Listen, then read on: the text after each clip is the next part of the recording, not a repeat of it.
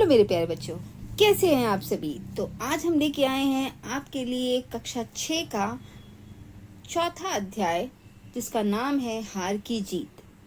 तो हम ये चाह रहे हैं कि इस कहानी को पढ़ने से पहले इसके राइटर के बारे में हम थोड़ा सा समझ लेते हैं कि राइटर कौन है, इसके ये कहानी किसने लिखी है, तब हम इसकी कहानी में चलेंगे। ठीक है। तो ये कहानी लिखी है प्रसिद्ध कहानीकार सुदर्शन जी ने। ये कहानी हिंदी के प्रसिद्ध कहानियों में से एक है। ठीक है। ये कहानी हिंदी के प्रसिद्ध कहानियों में से एक है और इसे हिंदी के प्रसिद्ध लेखक सुदर्शन जी ने लिखा है। सुदर्शन का वास्तविक नाम बद्रीनाथ भट्ट था। उन्होंने पहली कहानी तब लिखी जब ये आप ही की तरह छठी कक्षा में पढ़ते थे। सुदर्शन ने कहानियों के अतिरिक्त कविताएं, लेख, पाठक, नाटक और उपन्यास भी लिखे। इसके अलावा इन्होंने अनेक फिल्मों की पटकथा और गीत भी लिखे। अच्छा, इनका जन्म कब हुआ था? 1896 में इनका जन्म हुआ था और इनकी डेथ हुई थी 1983 में। तो अब हम इस कहानी के पाठ को पढ़ने शुरू करने जा रहे हैं। तो ये कहानी बहुत ही रोचक है।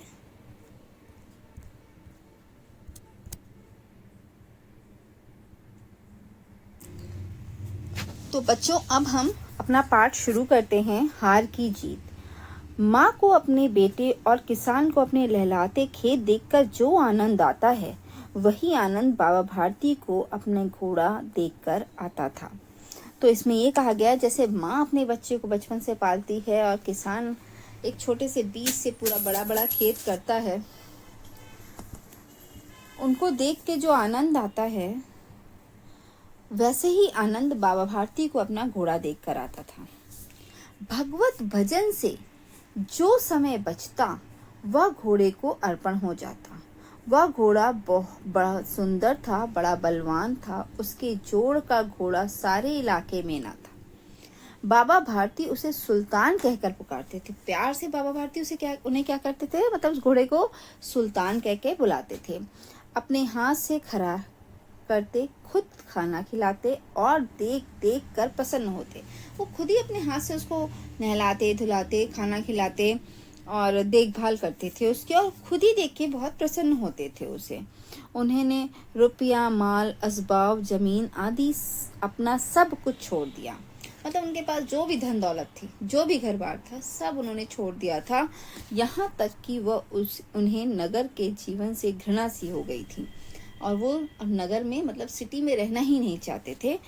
अब गांव से बाहर एक छोटे से मंदिर में रहते और भगवान का भजन करते। वो कहाँ रहते?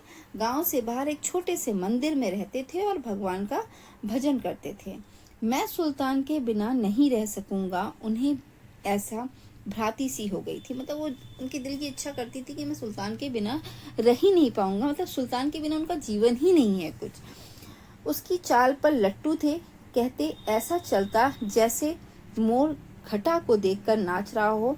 जब तक संध्या समय सुल्तान पर चढ़कर 8-10 मील का चक्कर ना लगा लेते, उन्हें अंदर से चैन नहीं आता था। उनका ये कहना था, जैसे वो चलता है ना, जैसे मोर नाचते हैं जब घटा आ जाती है, मतलब पानी बरसता है तो मोर नाचना शुरू करते हैं बहुत अच्छे से, वैसे ही जो वो सुल्तान था, उसकी चाल उनको बहुत ही अच्छी लगती थी।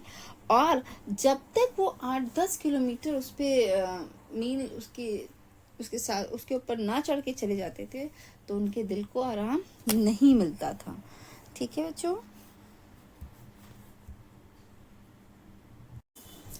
खड़क सिंह उस इलाके का प्रसिद्ध डाकू था। लोग उसका नाम सुनकर कांपते थे। होते होते सुल्तान की कीर्ति उसके कानों तक भी पहुंची। उसका हृदय उसे देखने के लिए अधीर हो उठा। एक दिन वह दोपहर के समय बाबा भारती के पास पहुंचा और नमस्कार करके बैठ गया। बाबा भारती ने पूछा, खड़क सिंह क्या हाल है? खड़क सिंह ने सिर झुकाकर उत्तर दिया, आपकी दया है। कहो इधर कैसे आ गए? अच्छा, अब खड़ा सिंह क्या था, कौन था? वो एक प्रसिद्ध डाकू था।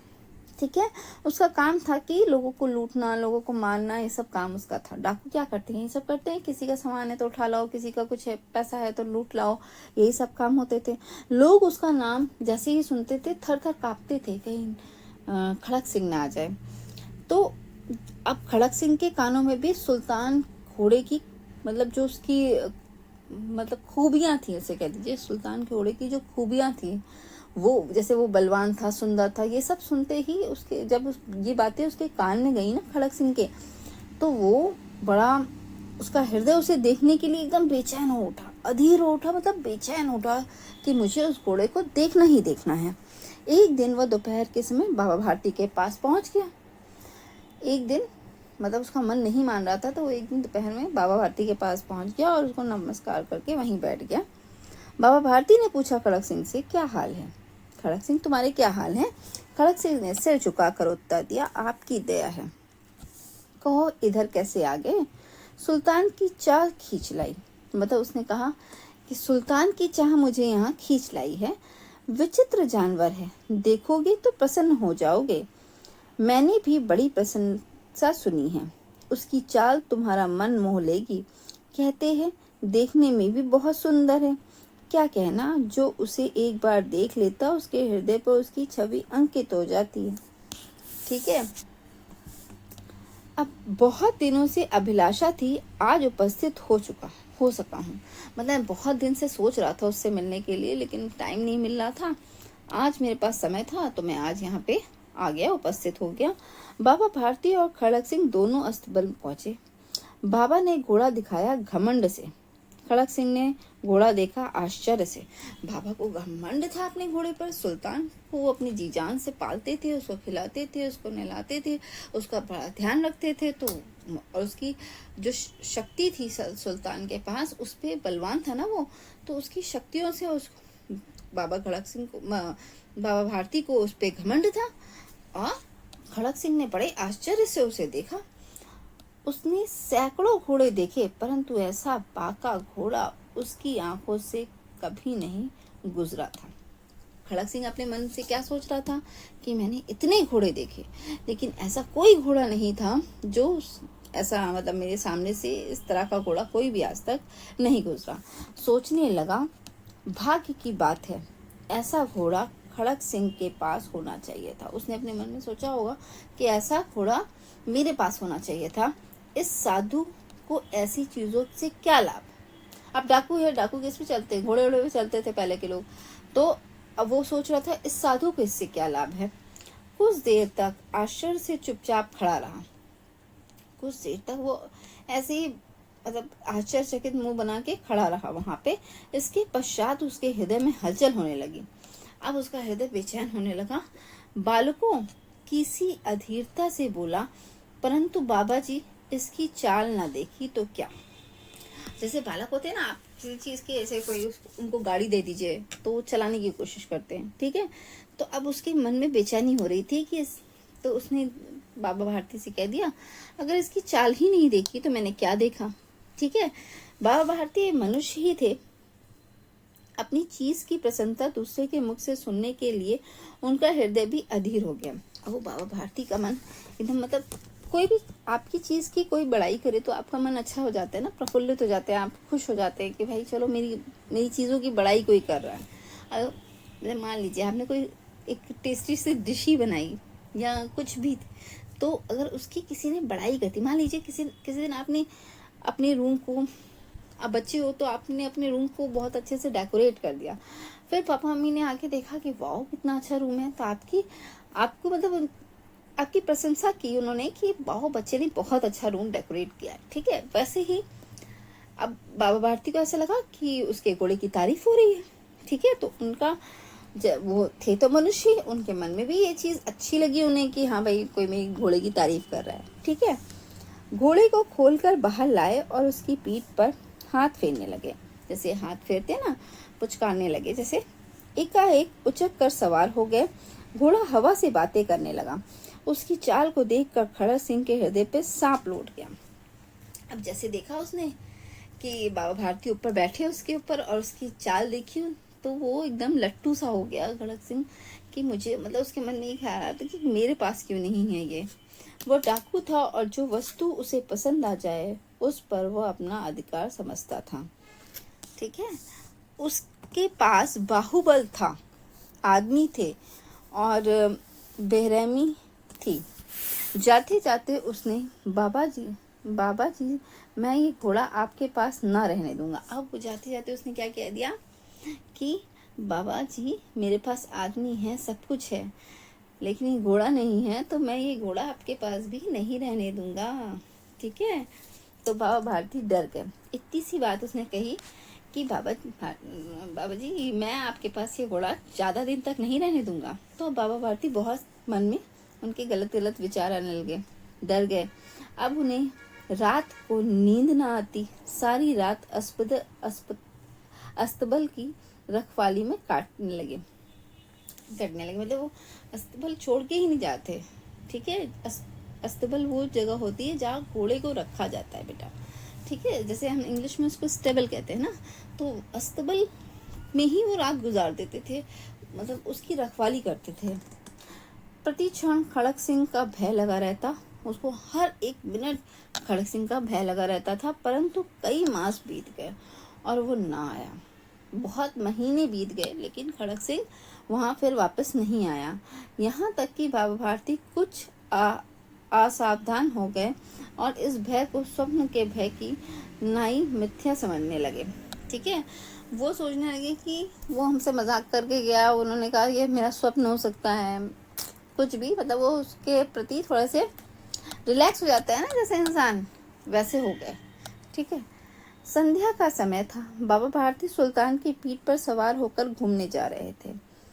इस समय उनकी आंखों में चमक थी, मुख पर प्रसन्नता थी। कभी घोड़े के शरीर को देखते, कभी उसके रंग, और मन में फूल न समाते थे।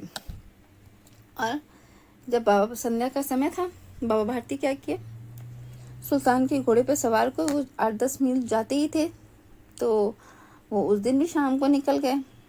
उनकी आंखों में बहुत अच्छी सी चमक थी, मुख पे प्रसन्नता थी, वो मतलब प्रसन्न थे। कभी घोड़े के शरीर को देखते, कभी उसके रंग को, और ये देख देख के वो फूला न समाते। सहसा एक ओर से आवाज आई, ओ बाबा इस कंगले की सुनते जाना। ठीक है,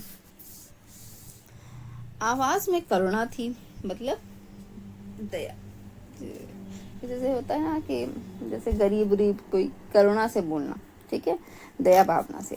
बाबा ने घोड़े को रोक लिया, देखा एक अपाहिज वृक्ष की छाया में पड़ा करहा रहा है। बोले, क्यों, तुम्हें क्या कष्ट है? अपाहिज ने हाथ जोड़ के कहा, बाबा मैं दुखियारा हूँ, मुझ पर दया करो। रामा वाला यहाँ से 3 मील है, मुझे वहाँ जाना है, घोड़े पर चढ़ा लो, परमात्मा भला करेगा, वहाँ तुम्हारा कौन है? मतलब अब उसने कहा, बाबा भारती ने पूछा कि तुम्हें क्या कष्ट है? अपाहिज से पूछा, जो पेड़ के नीचे बैठा था, उससे पूछा उन्होंने कि तुम्हें क्या कष्ट है?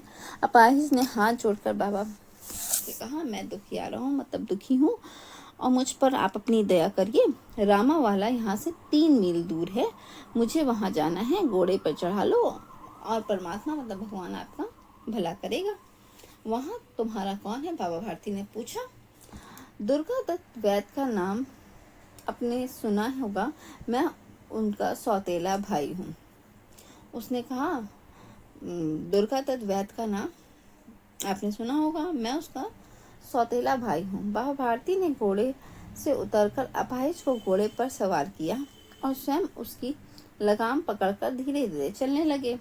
अब उन्होंने सोचा कि इसके पैर में तो चोट लगी है, या अपाहिज है, तो ये चल तो पाएगा नहीं, तो वो घोड़े से उतर गया। उन्होंने क्या किया, उस अपाहिज को घोड़े पे बैठा दिया और वो उसकी लगाम गले में, जो बाबा भारती के हाथ में, जो घोड़े के गले में होती है ना लगाम, उसको उन्होंने पकड़ लिया और वो चलने लगे धीरे धीरे। सहसा उन्हें एक झटका सा लगा और लगाम हाथ से छूट गई। उनके आश्चर्य का ठिकाना ना रहा जब उन्होंने देखा कि अपाहिज घोड़े की पीठ पर तन कर बैठा है और घोड़े को दौड़ाए दिए जा रहा है। उनके मुख से भय, विस्मय और निराशा से मिली हुई चीख निकल गई। अब वो तो डाकू था, डाकू मतलब एक आदमी के भेष में अपाहिज बन के बैठा हुआ था। अब जैसे ही क्या कहते हैं, उन्होंने देखा कि उनकी लगाम से सुल्तान का जो लगाम थी उससे वो उनका हाथ हट रहा है, तो उसने देखा कि पीठ पर जो आदमी अपाहिज बैठा था वो एकदम घोड़े की पीठ पर तंग बैठ गया और घोड़े को दौड़ाए दिए जा रहा था। अब बाबा भारती के मुख में क्या था? भय थी, विस्मय थे और निराशा से भरी हुई थी उनकी चीख। वह अपाहिज डाकू खड़क सिंह था। ठीक है, खड़क सिंह कैसे बन के बैठा था? अपाहिज बन के बैठा था। बाबा भारती कुछ देर तक चुप रहे और कुछ समय पश्चात कुछ निश्चय करके पूरे बल से चिल्लाकर बोले, जरा ठहर जाओ। खड़क सिंह ने यह आवाज सुनकर घोड़ा रोक लिया और उसकी गर्दन पर प्यार से हाथ फेरते हुए कहा, बाबा जी, ये घोड़ा अब न दूंगा, परंतु एक बात सुनते जाओ। किसने कहा? बाबा भारती ने कहा, लेकिन एक बात मेरी सुनते जाओ। खड़क सिंह ठहर गया। बाबा भारती ने निकट जाकर उसकी ओर ऐसी आंखों से देखा जैसे बकरा कसाई की ओर देखता है और कहा, ये घोड़ा तुम्हारा हो चुका है, मैं तुमसे इसे वापस करने के लिए नहीं कहूँगा, परंतु खड़क सिंह, केवल एक प्रार्थना करता हूँ, इसे अस्वीकार ना करना, नहीं तो मेरा दिल टूट जाएगा। लेकिन उन्होंने क्या कहा खड़क सिंह से कि मैं तुमसे एक प्रार्थना कर रहा हूँ और इस प्रार्थना को तुम स्वीकार लेना, अस्वीकार मत करना मेरी इस प्रार्थना को। बाबा जी आज्ञा कीजिए। अब खड़क सिंह ने क्या कहा? बाबा जी आप आज्ञा कीजिए, आपका दास हूँ, केवल ये घोड़ा ना दूंगा आपको, बस इस घोड़े को मत मांगिएगा और आप कुछ भी अपने मुझसे मांग लीजिए। आप घोड़े का नाम ना लो, मैं तुमसे इस विषय में कुछ ना कहूँगा। मेरी प्रार्थना केवल यह है कि इस घटना को किसी के सामने प्रकट न करना। खड़क सिंह का मुंह आश्चर्य से खुला रह गया। उसे लगा था कि उसे घोड़े को लेकर यहाँ से भागना पड़ेगा, परंतु बाबा भारती ने स्वयं उसे कहा कि इस घटना को किसी के सामने प्रकट ना करना। ठीक है, इससे क्या प्रयोजन सिद्ध हो सकता है? खड़क सिंह ने बहुत सोचा, बहुत सिर मारा, परंतु कुछ समझ न सका। हार कर उसने अपनी आंखें बाबा भारती के मुख पर गड़ा दी और पूछा, बाबा जी, इससे आपको क्या डर है? मतलब आप इससे क्यों डरते हो कि मैं ये बात किसी को ना कहूँ? ठीक है, सुनकर बाबा भारती ने उत्तर दिया, लोगों को यदि इस घटना का पता चलेगा तो वे किसी गरीब पर विश्वास ना करेंगे। जैसे तुमने मेरी आंखों में धूल झोंक दिया है अपाहिज बनकर, वैसे अगर लोगों को इस घटना के बारे में पता चलेगा ना, तो वो किसी भी गरीब आदमी की सहायता नहीं करेंगे। वो सोचेंगे कुछ भी हो सकता है, दुनिया से विश्वास उठ जाएगा। ये कहते कहते उन्होंने सुल्तान की ओर से इस तरह मुंह मोड़ लिया जैसे उनका उससे कभी कोई संबंध ना रहा है। बाबा भारती चले गए, परंतु उनके शब्द खड़क सिंह के कानों में उसी प्रकार गूंज रहे थे। सोचता था, कैसे ऊंचे विचार हैं, कैसे पवित्र भाव हैं। उन्हें इस घोड़े से प्रेम था। इसे देखकर उनका मुख फूल की नाई खिल जाती थी। ले कहते थे, इसके बिना मैं रह ना सकूंगा।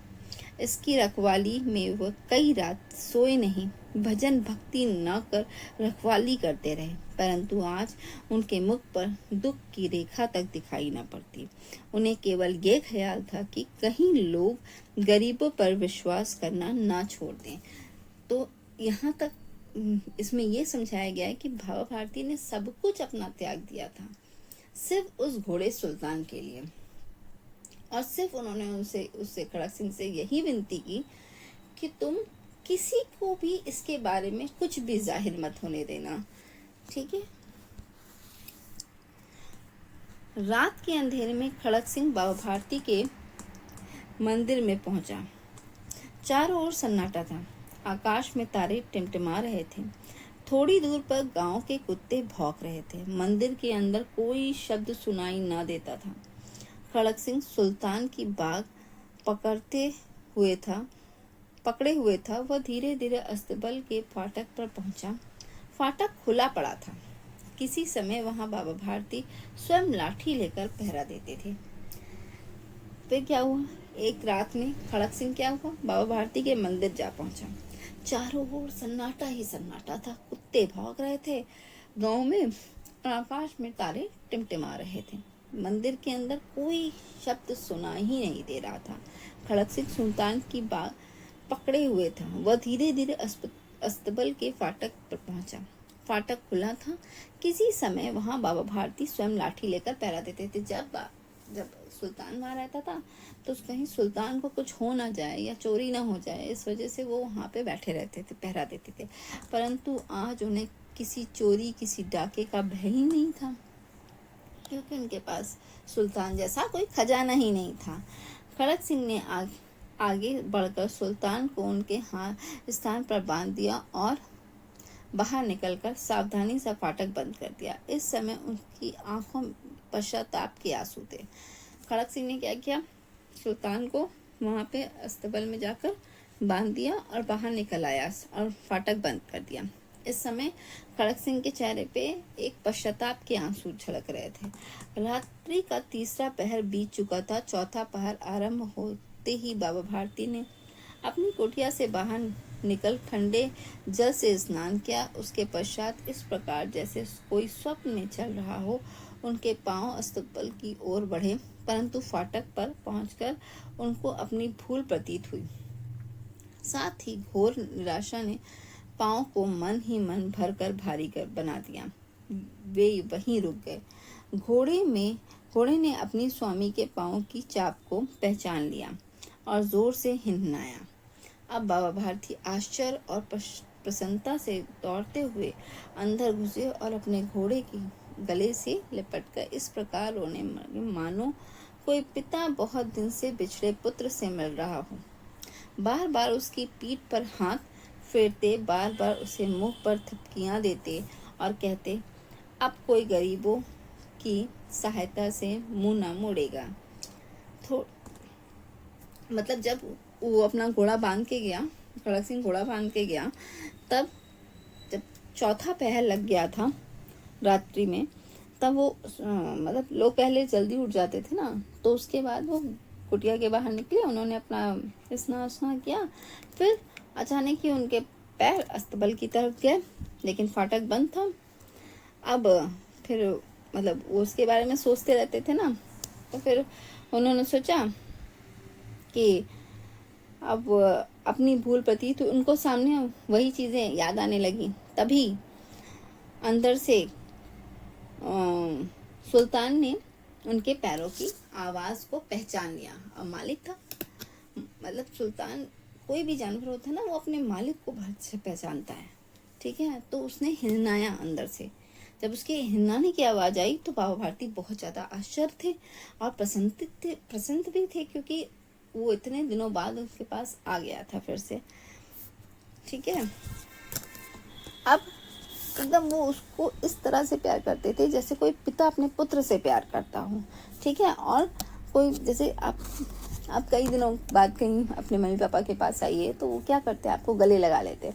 वैसे ही उस समय बाबा भारती ने सुल्तान को अपने गले से लगा लिया और उसकी पीठ थपथपाई और कहा भी कि अब कोई गरीबों की सहायता से मुंह ना मोड़ेगा।